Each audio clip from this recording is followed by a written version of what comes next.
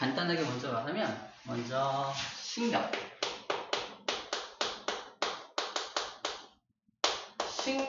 시스템. 이 개라는 말은 시스템이란 뜻이고, 태양계도 태양 시스템, 태양을 중심으로 어떤 시스템을 말하고요. 신경계도 신경 시스템, 우리 몸속에 들어있는 신경 시스템을 신경계라고요. 신경이 뭐냐? 우리 여기 찌르면 아프죠? 뜨거운 거 만지면 뜨겁다고 느끼고 막, 그죠? 아픔을 느끼고, 이런 것들이 어떻게 우리가 느낄 수 있냐 그러면, 우리가 뜨거운 걸 만졌을 때 뜨겁다라는 감각이 이렇게 무언가를 타고 와서 이렇게 뇌로 전달되기 때문에 아파! 라고 느끼는 거거든. 그럼 이거는 아픔을 느끼는 이 선은 무선일까 유선일까? 우리 몸속에는 유선으로 연결되어 있어요. 유선으로. 어떤 선으로 연결되어 있습니다. 그 이 안에 무슨 어떤 전기줄 같은 게 들어있는 거야? 우리 몸속에 전기줄 같은 게 들어있는 게 아니라 길다란 신경세포가 들어있습니다. 신경계를 구성하는 세포를 신경세포라고 해요. 신경세포. 그 신경세포를 좀 그려볼게요. 신경세포. 우리 몸속에 신경세포들이 분포하는데, 다리가 긴 거 보니까 쌤이죠? 신경세포가 신경세포가 엄청나게 막 이만큼 모여있는 덩어리가 있어요. 덩어리. 이 전부 다 신경세포 덩어리야. 그 신경세포 덩어리가 머릿속에 이렇게 들어있습니다. 이게 뭐야? 이게 뇌예요. 뇌란 신경세포라는 이 세포들이 덩어리로 이만큼 모여있는 거야. 잔뜩 모여있어. 잔뜩 모여가지고 어떤 특정한 기능을 수행하고 있는 게 뇌입니다. 뇌에서 연결되어서 이렇게 몸을 관통하고 있는 이렇게 등줄기, 우리 척추이죠, 척추 안쪽에 이렇게 또 신경다발이 지나가요. 신경다발. 뇌에서 연결된 신경다발이 이렇게 척수라는 곳에 연결되어 있습니다. 자, 얘를 뇌라고 하고요, 뇌라고 하고요. 이 녀석을 척수라고 해요. 이 뇌하고 척수가 가장 중요한 신경 시스템이야. 가장 중요한. 뇌하고 척수가 없으면 우리는 아픔을 느끼지도 못하고 어떠한 감각도 느낄 수가 없으며, 내가 의식적으로 손을 뻗어서 이 책을 들어야 하는 이 반응도 얘네들이 합니다.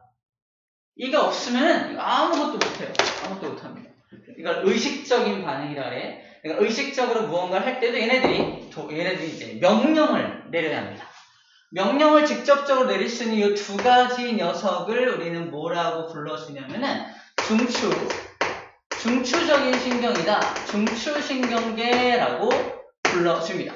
중추신경계는 뇌라는 것과 척수라는 것으로 구성이 되어 있답니다. 척수가 끊어지면은 우리가 몸을 움직이지 못해요. 몸을 전혀 움직이지 못합니다. 뇌에서는 신호를 보내지만, 뇌에서는 야 몸을 움직여! 신호를 보내지만 척수가 그걸 전달을 못하니까 우리 몸을 움직일 수가 없습니다. 전신마비가 온 사람, 목에 강한 충격을 얻어가지고 여기가 끊어진 거야. 빡 끊어지면은 이 중추신경의 척수로 연결되는 부위가 혹시라도 끊어진다면, 신경다발이 끊어지면 몸을 움직일 수가 없게 되는 거지. 굉장히 중요한 역할을 하는 게 중추신경계고요. 이 중추신경계만 있으면 또 안 되겠지. 우리 온몸 구석구석 연결되어 있는 또 어떤 신경다발들이 또 있겠죠. 그래야 찔러야 아플 거 아니에요. 찔러서 여기를 찔렀는데 아프다는 건 이렇게 연결된 선이 있다는 건데, 연결된 선을 그림을 그리면 척수로부터, 주로 이제 몸에는 팔다리 속에는 척수로부터 뻗어나오는 이런 선들이 이렇게 연결이 되어 있습니다. 근데 얼굴 부분에서는 척수에서 뻗어나와서 얼굴로 이게 막 나오진 않을 거 아니야? 얼굴도 찌르면 아프죠, 그지? 얼굴도 아파. 그러면 뭐냐? 뇌에서 뻗어나온 신경다발이 얼굴에 분포하고 있는 겁니다. 머리도 아프죠? 그지? 이렇게. 뇌에서 뻗어나온 신경다발은 얼굴 쪽에 분포를 하고 있고요. 온몸에 뻗어있는 신경다발은 이 척수에서 뻗어나온 신경다발이라고 보면 돼요.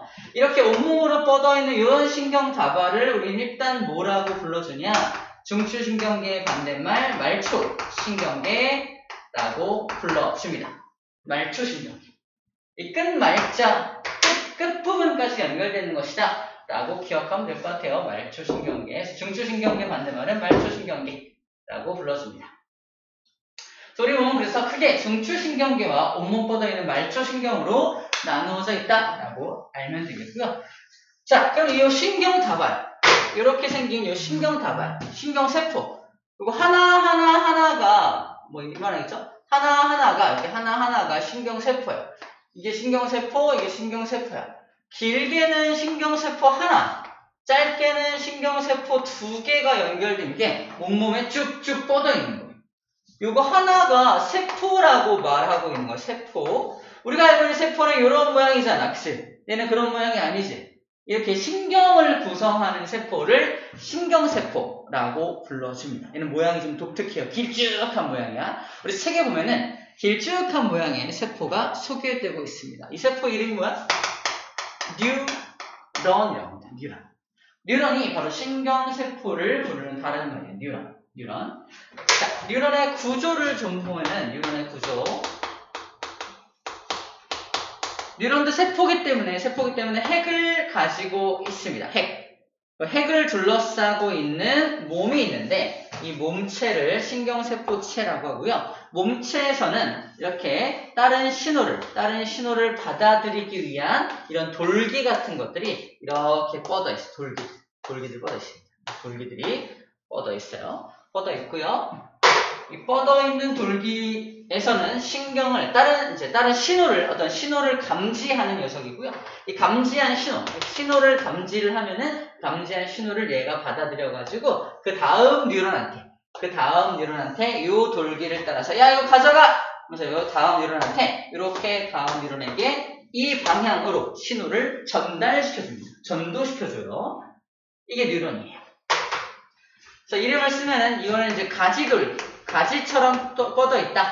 신호를 받아들이기 위해서 가지처럼 뻗어 있다 해서 가지돌기라고 불러주고요.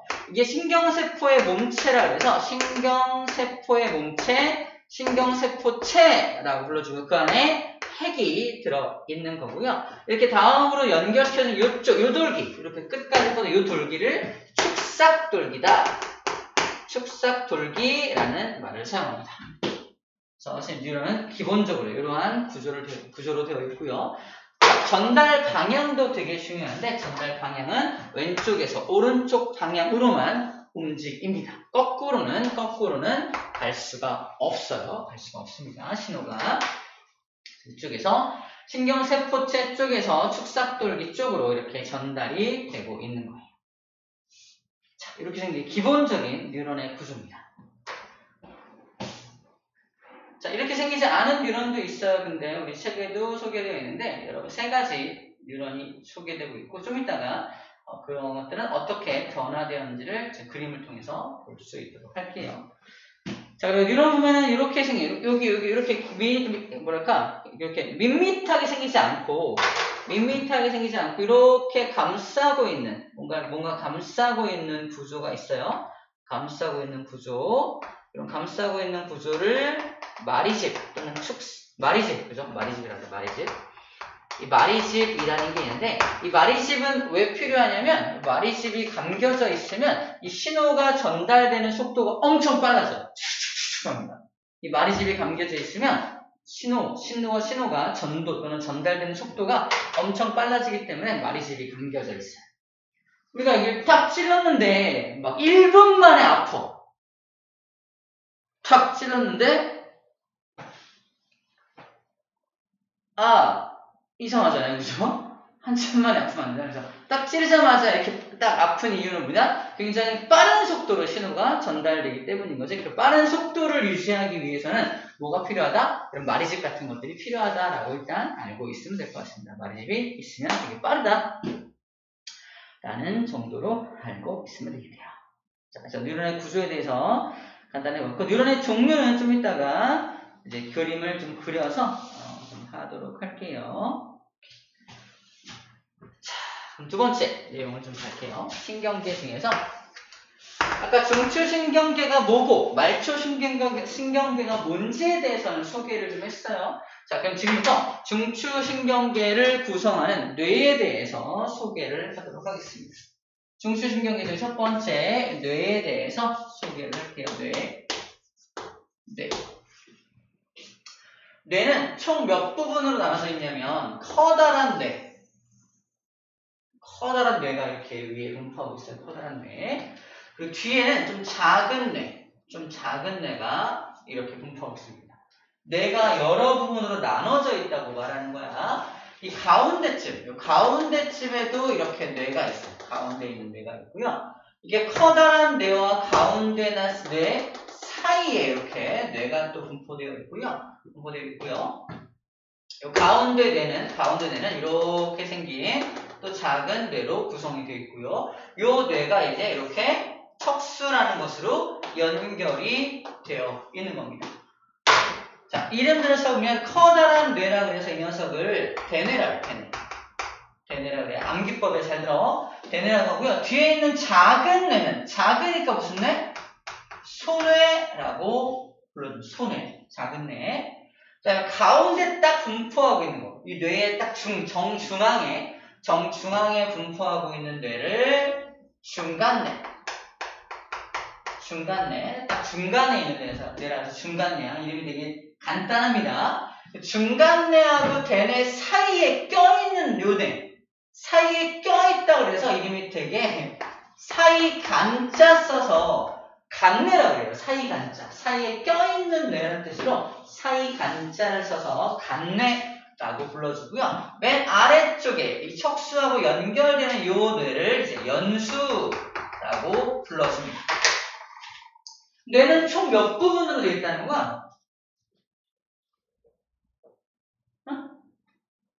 5부분으로 되어 있다는 거죠. 그치? 포도딸기. 딸기? 대시야. 받을 수 있지?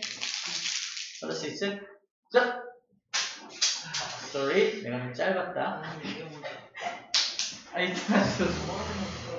짧았어.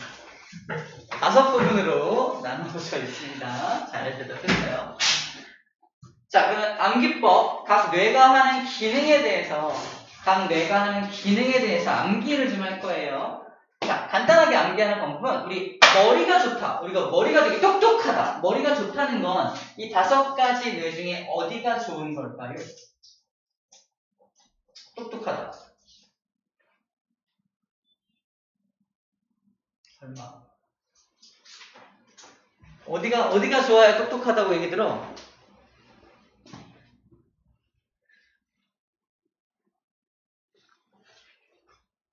확률은 20%죠. 5개 중에 하나겠지? 대뇌 정답. 딸기 하나 더?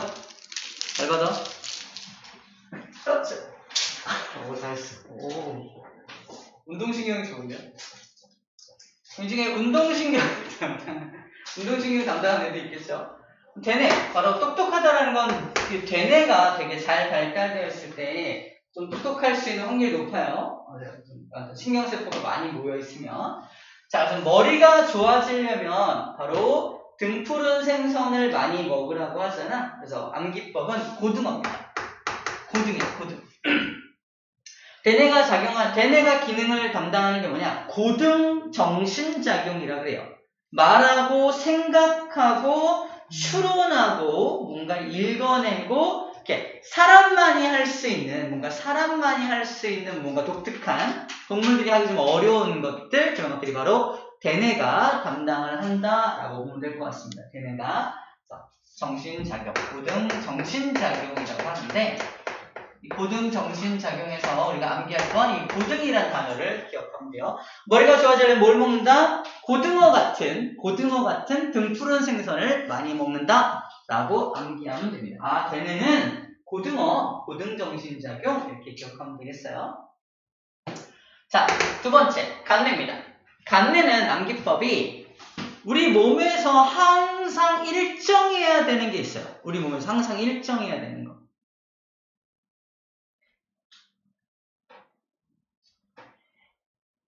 항상 우리 몸이 항상 일정해야 돼요. 이게 항상 일정해야 돼.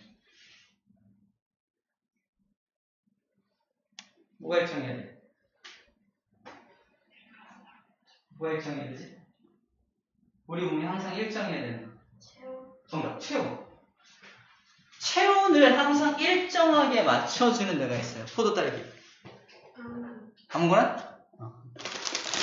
던져주진 않을게요. 자, 맞아, 체온. 우리 체온은 36.5도라는 온도로 항상 일정하게 유지가 되어야 하는데, 만약에 선생님이 되게 추운 곳에 딱 나갔어. 어때요? 엄청 춥다고 느낄 거 아니야? 그때 내 몸이 춥다는 걸 감지해서 우리 몸속에서 열을 더 발생시키고 몸을 막 떨면서 막 열을 발생시키는 그런 작용이 일어나게 됩니다. 몸속에서. 다시 온도를 높여주려고 노력을 하게 돼요. 첫 번째, 우리 몸이 춥다. 현재 내가 춥다라는 걸 처음 감지하고 인식하는 그 뇌가 누구냐? 바로 간입니다. 암기법은 간이에요, 간. 우리 왜 음식이 맛이 없으면 소금 넣어서 뭐 맞춰요? 간 맞춘다고 말하잖아. 그치? 우리 음식 맛을 일정하게 또는 뭔가 우리 몸 상태를 항상 일정하게 간을 맞춰준다. 이렇게 기억하면 될 것 같아요. 간을 맞춰주는 뇌. 그죠? 간을 맞춘다는 건 바로 항상성입니다. 우리 몸을 항상 똑같게 만들어주는 성질. 바로 간을 맞춰주는 뇌가 간뇌라고 생각하면 돼요. 자, 체온 말고도 우리 몸이 항상 똑같아야 되는 게 또 있어요. 첫 번째, 삼투압. 우리 몸의 농도가 항상 일정해야 돼. 라면 먹고 자면은 얼굴만 퉁퉁 붓는 게 아니라 목마른 거 알아요? 굉장히. 짜게 먹으면 목마르잖아. 목마르게 만드는 게 간뇌라니까? 너 지금 짠 거 먹었잖아. 빨리 물 먹어! 이렇게 말해주는 게 간뇌가 하는 일입니다. 또 물을 겁나 많이 먹어. 엄청 먹어. 물을 막 엄청 많이 먹으면 오줌이 막 쭉쭉 나가죠. 그지? 그것도 내 몸에 물이 너무 많이 들어왔으니까 야, 좀 내보내라고 명령 내리는 게 저 간뇌가 하는 일이라는 겁니다. 바로 삼투압이라 그래. 우리 몸에 체액의 농도도 일정하게 맞춰줘야 돼. 또 이것도 일정하게 맞춰줘야 됩니다. 호르몬의 농도. 호르몬이 너무 많아도 안 좋고요. 너무 적어도 안 좋아. 그래서 문제. 선생님은 이 호르몬의 혜택을 받지 못했어요. 그 호르몬의 이름은 무엇일까요?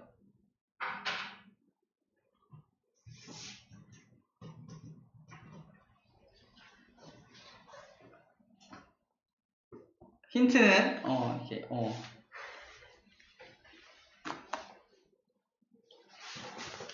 힌트는 이거. 쌤의 이렇게 키가 180이 되지 못하는 점, 이 점이 힌트입니다. 어떤 호르몬? 말했어? 못 들었어?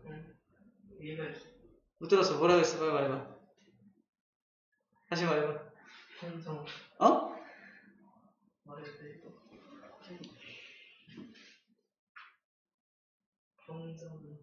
무슨 호르몬? 성장 호르몬. 정답. 성장 호르몬인데 정확한 명칭은 생장 호르몬이라고 해요. 생장 호르몬. 왜요? 쌤을 희생해서 지금 강의를 하고 있는데 대답 안 할까 진짜? 아무튼 선생님은 생장 호르몬의 혜택을 제가 받지 못했습니다. 안타깝게도 그래서 키가 180이 좀 안 돼요. 좀 안 돼요. 다음 세상에서는 좀 크게 태어나게 돼요. 아무튼 좋습니다. 자, 이렇게 근데 만약에 생장 호르몬이라는 호르몬이 있다고 친다면은 너무 많아도 거인증 이런 거 걸려요. 엄청 커집니다. 너무 커져요. 체온관 같은 경우가 이제 거인증 또는 말단 비대증. 그래서 끝부분만 이렇게 자라. 끝만. 손가락 끝, 코 끝, 머리 끝 이런 것만 자랍니다. 발끝 이런 것만 막 자라는 병이 있어요. 그래서 생장 호르몬이 좀 너무 과다할 경우에 그런 병이 걸릴 수 있고, 너무 적어도 안 좋겠죠. 너무 적어도 안 좋아. 이렇게 호르몬의 농도도 일정하게 맞춰줘야 되는 거고요.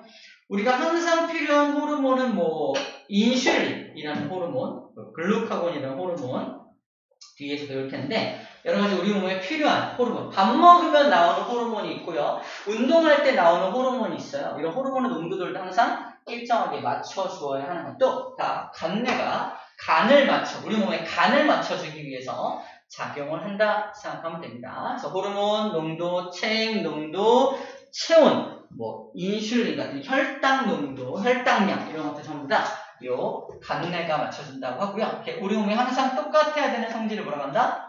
항상성을 맞춰준다라고 표현합니다. 용어적으로 항상성을 맞춰주는 우리 몸에 항상성을 맞춰주는 뇌가 누구냐 그러면 간내입니다라고 말해주면 되는 거예요. 자, 중간내 암기법. 중간내는 딱 가운데 위치하고 있잖아. 이 가운데 위치하고 있는 뇌 앞에 누가 있나 봤더니 자, 얘가 있어요. 바로 눈입니다. 이 중간뇌는 눈과 관련된 모든 활동을 담당을 해요. 여러분들 우리가 눈동자를 왼쪽으로 오른쪽으로 움직일 수 있죠. 움직여. 잘했어요. 중간뇌가 매우 좋은 겁니다. 중간뇌가 이렇게 눈동자의 움직임을 담당을 해. 이렇게 왔다 갔다 하는 거 있죠? 눈동자 움직임 담당하는 거. 그 다음에 우리가 밝은 곳에 확 들어가면 홍채가 쭉 이완하면서 동공이 막 작아져요. 동공이 작아지고 어두운데 탁 들어가면은 동공이 막 커지고 이렇게 눈의 조절작용, 눈과 관련된 모든 조절작용을 다 이 중간뇌가 담당을 한다라고 생각하면 됩니다. 그래서 암기법은 우리 몸에서 되게 중요한, 굉장히 중요한 중요한 눈과 관련된 중요한이라고 해요. 중요한 눈, 이건 간이고요. 중요한 눈과 관련된 활동을 중간뇌가 한다라고 암기하면 될 것 같습니다. 그 다음 손에 갈게요. 손에는 굉장히 작은 뇌인데 또 쌤을 해주시겠다. 쌤처럼 키가 좀 작은 사람이 유리한 운동 종목이 있어요. 올림픽 나오는 선수들 보면은 다 쌤 정도 키밖에 안 되는데 다 선수들이에요. 누굴까요? 이 사람들 되게 유난히 작다. 이런 사람 있습니다. 비슷한 것 같아. 네가 말해. 말 안 하면 얘기한다. 누굴 것 같아? 야, 그거라고. 알았어. 딴 얘기하고 있어. 마라톤 아니에요. 마라톤 아니에요. 누구? 떠오르는 사람도 없어? 네. 없어? 떠오르는 사람 없어? 되게 좀 작을수록 이걸 어디까지 얘기했지? 좀 작을수록 유리하대. 이 종목은 키가 크면 유리하지 못해요. 조금 더 힌트를 주면은 키가 너무 크면은 무게중심이 너무 위로 올라가기 때문에 제대로 딱 서지 못합니다. 힌트.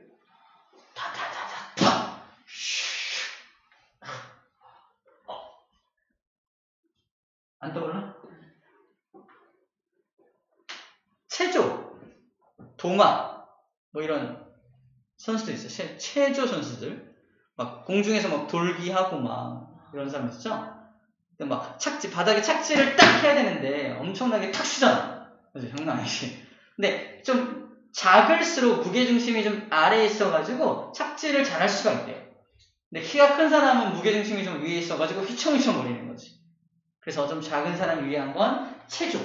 체조 선수들이 작은 이유는 뭐다? 평형 감각을 더 잘 유지할 수 있기 때문이죠. 자, 암기법이야. 손의 작을 숫자, 작다는 것에 착안해서 방금 쌤이 얘기한 작은 체조 선수들처럼 평형 감각을 담당하는구나. 바로 평형입니다. 평형 감각을 담당하는 게 바로 손해가 하는 역할이라는 거예요. 그래서 지난 시간에 우리가 귀에 대해서 배웠을 때 귀는 듣는 것만 담당하는 게 아니라 회전 감각과 위치도 감각한다고 했잖아. 기억나요? 회전과 위치를 감각하는데 그 회전과 위치를 감각했던 그 감각 세포들은 그 감각한 것들을 다 신경 다발을 통해서 어느 뇌로 보내준다? 바로 소뇌로 보내주는 겁니다. 자, 평형 감각과 관련된 거, 회전 감각, 위치 감각은 평형에 관련된 거기 때문에 그 녀석들, 귀에 연결된 그 전정기관과 반고리관에 연결된 그 신경은 소뇌로 연결되어 있고요. 우리 소리를 듣는 달팽이관에 연결된 건 대뇌로 연결이 되어 있는 거예요. 그래서 귀에서 나오는 신경 다발은 소뇌로도 연결이 되어 있고요. 대뇌로도 연결이 되어 있는 거예요. 자, 그때 소뇌가 평형 감각을 담당하기 때문입니다. 자, 마지막 연수입니다. 연수는 좀 억지가 좀 있어요. 억지가 좀 있는데, 자, 학교 선생님들이 방학 때마다 연수 가는 거예요. 연수가요. 근데 연수를 교장 선생님이, 자, 김 선생님이 연수 다녀오세요. 안 가요! 못 가요! 저 이번에 안 갈 거예요! 이러면 어떻게 될까? 김 선생님 학교에서 나가주셔야겠는데요. 이렇게 약간 오바가 있을 수 있습니다. 연수를 가야지만 직장 생활을 유지할 수가 있고요. 돈을 벌 수 있습니다. 억지인데, 연수는 뭘 담당한다? 생명활동의 중추라고 약간 의역합니다. 생명활동. 연수 때문에 생명활동을 유지할 수 있어. 연수를 가야지만 나는 계속 직장에 다닐 수가 있어. 이렇게 하는 거야. 생명활동이란 심장을 뛰게 하고 호흡 운동을 가능하게 하는 게 연수라는 겁니다. 연수. 우리가 막 운동을 막 하면 심장 막 쿵쿵 빨리 뛰잖아. 그걸 내가 운동하고 있다는 걸 누가 감지한다? 연수가 감지해서 심장을 빨리 뛰게 하는 거야. 또 내가 막 운동을 열심히 하는 호흡도 막 가빠지잖아. 그럼 내가 운동하고 있다는 걸 누가 감지해서? 연수가 감지해서 호흡도 막 빨리빨리 일어나게 하는 거예요.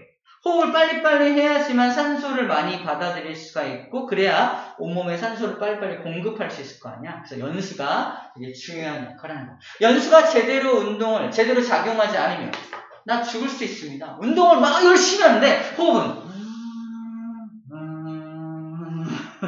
하고 있어요. 심장 두근 막 뛰어요. 제대로 된 공급을 할 수가 없겠죠. 죽을 수도 있습니다. 그죠? 연수가 생명활동을 유지하는 데 되게 중요한 역할을 한다. 이렇게 5가지 뇌에 대해서 간단한 암기법 먼저 소개를 했어요. 자, 이제 이걸 비교해볼게요. 뇌가 죽은 것을 뇌사라고 해요. 뇌사. 뇌가 죽었어. 근데 뇌사와 약간 비슷한 말인데 식물인간이라는 말이 있습니다. 뇌사와 식물인간의 가장 큰 차이점. 일단 식물인간은 마치 식물처럼, 사람인데 마치 식물처럼 그냥 누워가지고 그냥 생명만 겨우겨우 유지하고 계시는 분들이거든.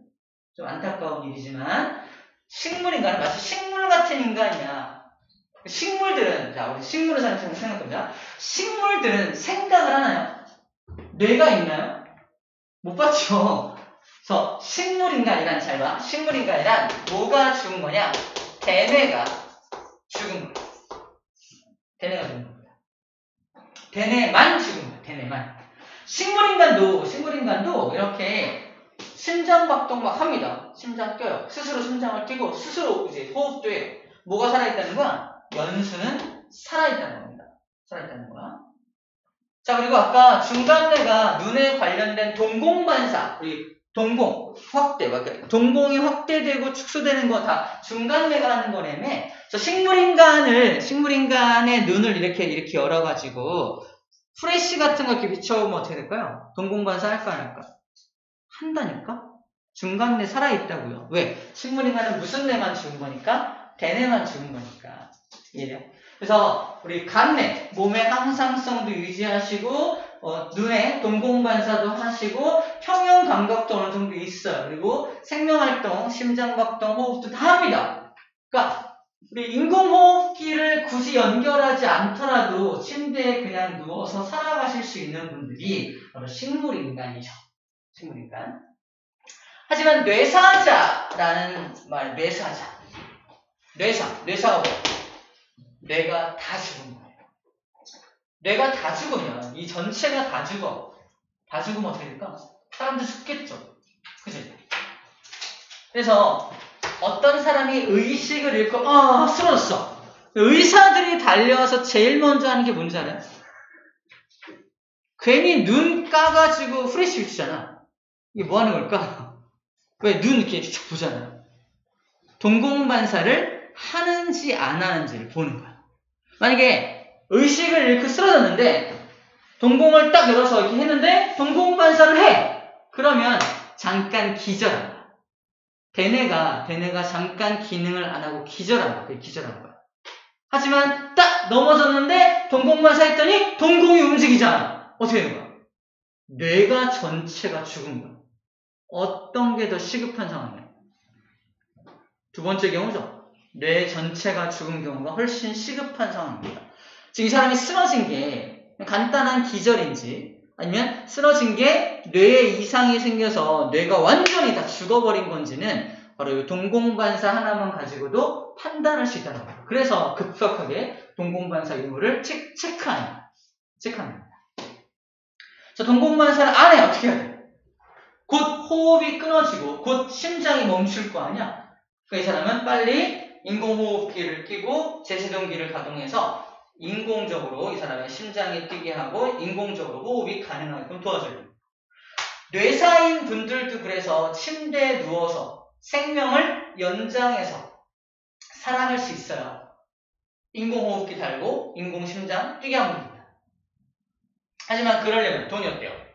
돈이 엄청나게 들어가거든요. 그래서 생명 연장을 하는데 돈이 엄청 들어가요. 근데 뇌사를 당한 사람의 보호자들, 가족들은 떠나보내기 좀 어렵고 싫으니까 생명 연장을 하고 있죠. 일말의 어떤 희망을 가지고 뇌사인 분들한테도 희망을 가지고 이렇게 좀 이렇게 다시 깨어나기를 바라는 마음을 하고 있지만 대부분 뇌사인 분들은 확률적으로 깨어나기 많이 어렵죠. 기적적으로 깨어나시는 분들도 있긴 하지만 많이 어려움을 겪고 있습니다. 그래서 우리가 구별해야 될 건 뇌사와 식물인 간의 가장 큰 차이점이 뭔지가 오늘 이 시간을 통해서 이해하면 우리 뇌에 대해서 어느 정도 이해했다라고 볼 수가 있을 것 같습니다. 아시겠죠? 오케이.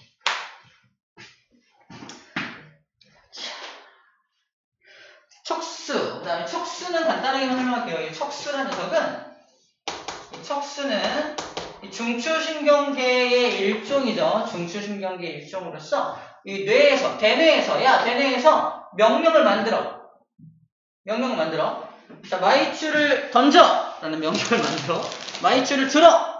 빨간색 마이추래. 그래서 빨간색 마이추를 준 다음에 목표물을 정하고 던집니다. 그죠? 이런 것들을 대뇌가 명령을 내요. 자, 그리고 오른팔에다가, 오른쪽 근육에다가 이제 신호를 줘서 근육을 들게 해서 뒤로 당긴 다음에 던지면 돼! 이렇게 명령을 내릴 거 아니야? 그 명령을 대뇌가 내리면 어디로 전달해야 돼? 이 팔 근육으로 전달해야 될 거 아니야? 그럼 팔 근육으로 전달할 때 뇌에서 만든 명령이 어떻게 들어가? 일단 척수로 내려와서 팔 근육으로 이렇게 전달될 거 아니야? 그래서 이 척수의 기능은 뭐죠? 그래서 뇌에서 만든 명령을 전달해주는 기능을 하게 되는 거예요.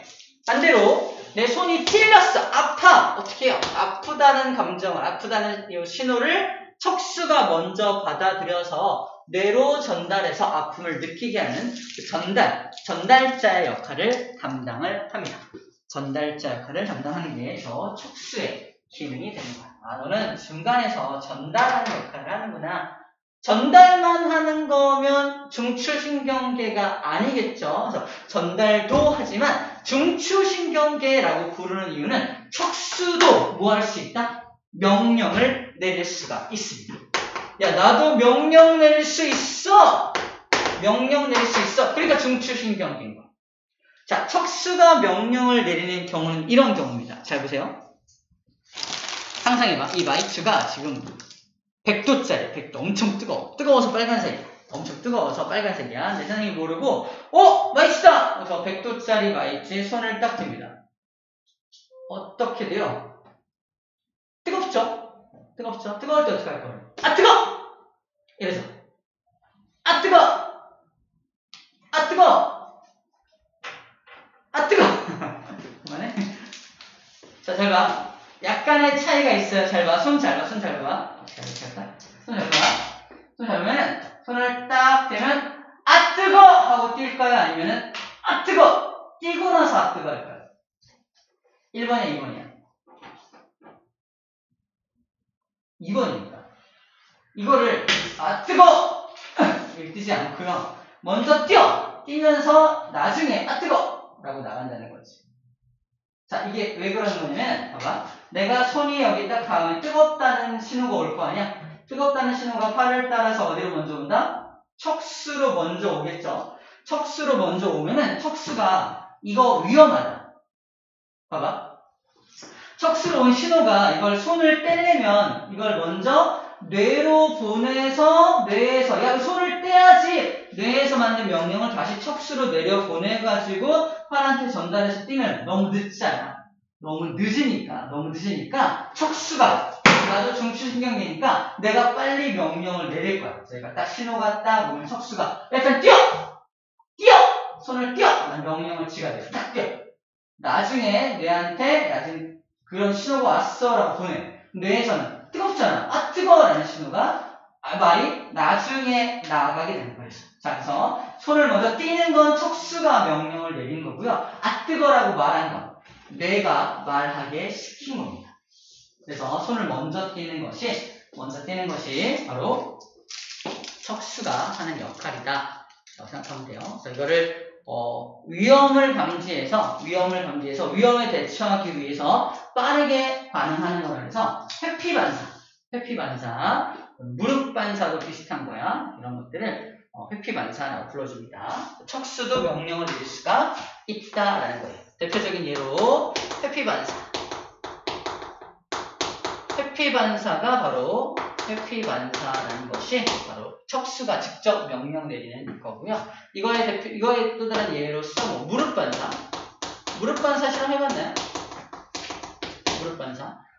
무릎을 탕 치면 이렇게 탕 올라가는 거 있잖아. 이 무릎 반사도 척수가 명령을 내리는 겁니다. 회피 반사를 또 이렇게 부르기도 해요. 아 뜨거 반사라고 부르기도 해요. 아 뜨거 반사, 회피 반사를. 그리고 어린아이들 같은 경우는 배변 반사. 똥 싸고 오줌 싸는 거 있죠, 그죠? 어린아이들 똥 마려우면 뻑 싸잖아. 그게 바로 똥이 마렵다는 것을 척수가 명령을 내려서 그냥 탁 싸게 만드는 거야. 배변 반사. 우리도 배변 반사를 합니다. 뭐 똥 마렵고 오줌 마려우면 이렇게 하잖아. 이렇게 하잖아. 이렇게 반사가 이렇게 오는 거야. 얘가 명령을 내리는 거야. 싸! 하지만 우리는 약간 이제 그 정도는 아니죠. 어린아이가 아니기 때문에 괄약근을 이용해서 이렇게 잡아주고 있는 거야. 아직은 때가 아니야. 이렇게 잡아주고 있는 거죠. 화장실에 가서 이걸 이제 풀어주는 거지. 잡아주고 있는 겁니다. 하지만 우리가 이렇게 움찔움찔 너무 응가 마려울 때 움찔움찔하는 게 척수가 싸라고 명령을 내리고 있는 거다라고 생각하면 될 것 같아요. 이런 반사를 명령을 척수도 내릴 수가 있다. 하지만 대부분의 명령은 다 여기서 뇌에서 명령을 다 내리죠. 거의 다 내립니다. 오케이. 그럼 거의 다 했네요. 자, 말초신경계 얘기까지만 잠깐 하고요. 잠깐 쉬었다 할게요. 자, 말초신경계. 지금 우리 하고 있는 게 뇌와 척수 3번 진행을 하는 중이에요. 뇌와 척수 했고요. 말초는 여기 나왔는데 이렇게 하자. 온몸에 구석구석 뻗어있는 신경계가 말초신경계잖아. 자, 말초신경계는 그래서 두 가지로 크게 또 나누어집니다. 우리 온몸 구석구석 뻗어있는 신경이 말초신경계인데 내가 마음대로 움직일 수 있는 신경이 있어요. 자, 마음대로 이렇게 움직이는 온몸에 뻗어있는 신경 중에 마음대로 움직여서 이렇게 뭔가를 잡기도 하고 이런 신경계를 체성신경계라고 해요. 체성신경계. 이 체성신경계라는 말은 내가 임의로 움직일 수 있는 신경계를 말합니다. 하지만 내가 마음대로 할 수 없는 말초신경계도 있어요. 그걸 자율신경계라고 해요. 자율신경계. 예를 들어서 온몸으로 뻗어있는 신경계 중에서 여기 심장으로 연결된 신경. 예를 들어볼게요. 자, 지금부터 생각으로 심장을 빨리 뛰게 해봐. 가능한가요? 안 됩니다. 내가 생각해. 심장 빨리 뛰어. 빨리 뛰란 말이야. 빨리 뛰어! 라고 한다고 해서 심장이 빨리 뛰는 건 아니거든. 하지만 내가 팔을 들어. 오른팔 들어. 왼팔 들어. 그럼 내 마음대로 할 수 있잖아. 그지? 내 마음대로 할 수 있는 신경계가 체성신경계고 내 마음대로 안 돼. 심장 빨리 뛰어봐. 소화좀 빨리 되보라고. 이런다고 되는 게 아니잖아. 이런 내장에 연결된 어떤 그런 신경계들도 있는데 그런 신경계들은 자율신경계입니다. 또 반대 예로 내가 운동을 막 하고 있어. 엄청나게 빠른 속도로 운동을 하고 있는데 심장 천천히 뛰고 싶어. 자, 내가 지금부터 운동할 건데 심장 너는 나대지 마. 조용히 가만히 있어. 라고 명령을 내리면 심장이 그 말을 듣나요? 안 듣죠? 지 마음이야. 자율이야.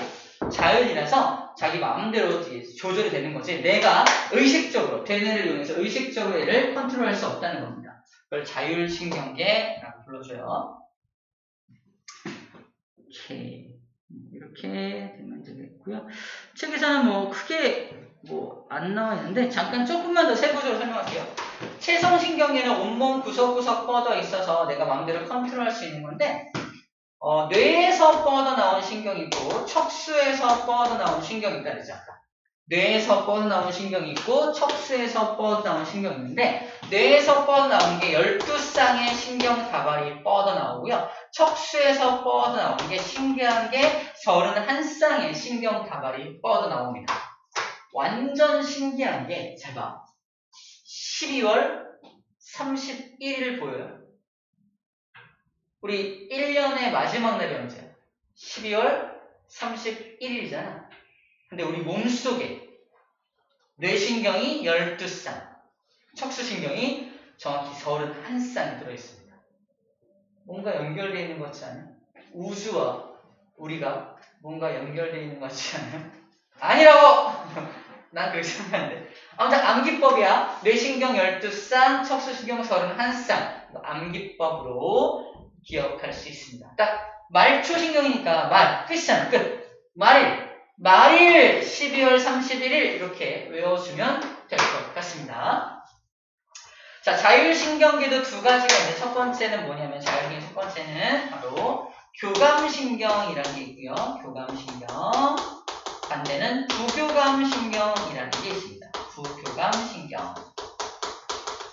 교감신경은 나를 흥분시키고 긴장시키는 것들이고요. 얘는 다시 안정시켜주는 신경이에요.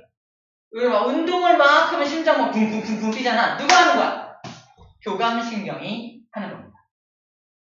그리고 한참 휴식을 취하면 다시 천천히 뛰게 되죠. 누가 하는 거야? 부교감신경이 그 역할을 담당하는 겁니다. 이 정도. 교감신경은 내 몸을 활성화시키고 흥분시키는 거고 부교감은 다시 안정시키는 거구나. 둘이 적절하게 서로 왔다 갔다 하게 됩니다.